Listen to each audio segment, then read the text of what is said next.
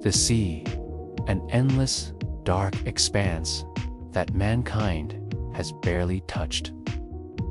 In Greek mythology, the one who reigns supreme, there is not a mortal king, but Poseidon, a god feared by both heaven and the underworld.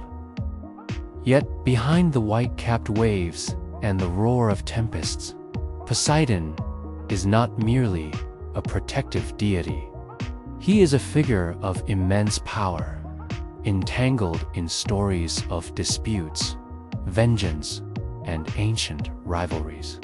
From an investigator's perspective, Poseidon's file reveals a complex portrait, a proud warrior, a shrewd strategist, but also a volatile figure ready to turn the world into a crime scene for revenge.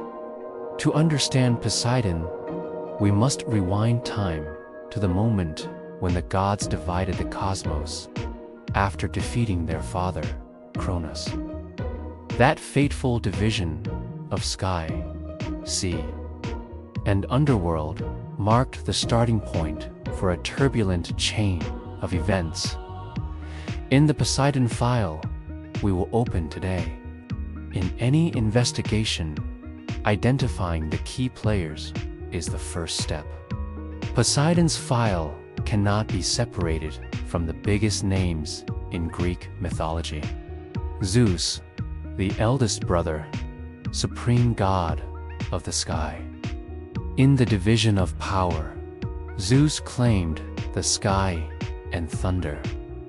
He is both an ally and a potential rival, as balance between gods rarely lasts long.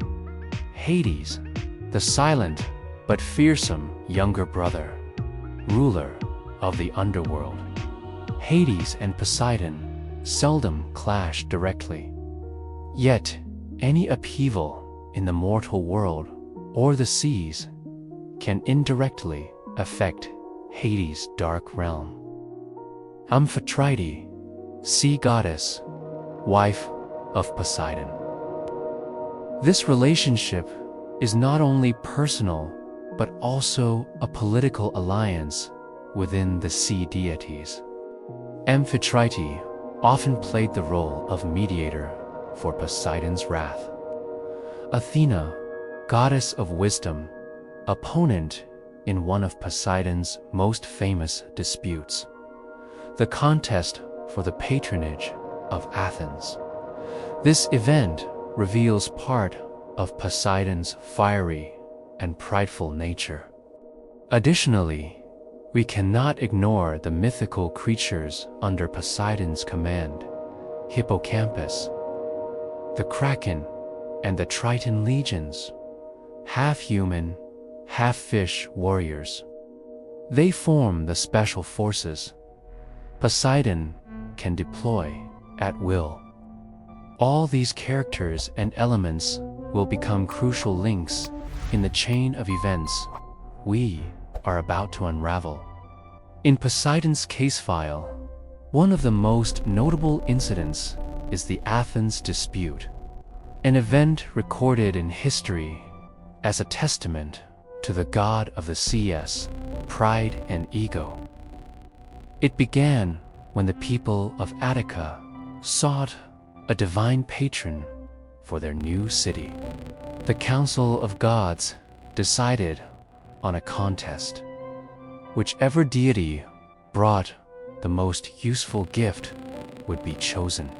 Poseidon arrived before the crowd, regal and imposing, striking the ground with his trident. Immediately, a spring of salt water burst forth, a symbol of naval power. The sound of waves echoed through the square, a promise of fleets and maritime trade. But Athena, with wisdom and foresight, stepped forward and planted an olive tree. The small, verdant tree promised oil, wood, and food, a sustainable source of life for the people. The council and the citizens favored Athena. This decision cut deep into Poseidon's pride. In anger, he cursed Attica, turning its water brackish and bringing drought and hardship. From an investigative perspective, this was not merely a symbolic rivalry, but a clash of power and influence. Poseidon lost Athens, but left behind a lasting lesson. Brute strength does not always triumph over wisdom. The Athens incident was not merely a personal defeat for Poseidon. It triggered a wave of reactions across ancient Greece. In Attica, Poseidon's curse left the land dry and the water brackish. People increasingly depended on Athena's olive tree, now a symbol of survival. Other city-states watched closely. Some took it as a warning: do not anger the god of the sea. Coastal cities rushed to build temples to Poseidon and offer tributes to avoid misfortune. But others, notably Sparta, saw it as proof that brute force could be overcome by wisdom and foresight. For Poseidon, the event damaged his reputation. Ancient carvings no longer depicted him solely as a mighty god, but also as a temperamental figure easily offended. Yet his influence over the seas remained, and sailors continued to see him as their supreme protector.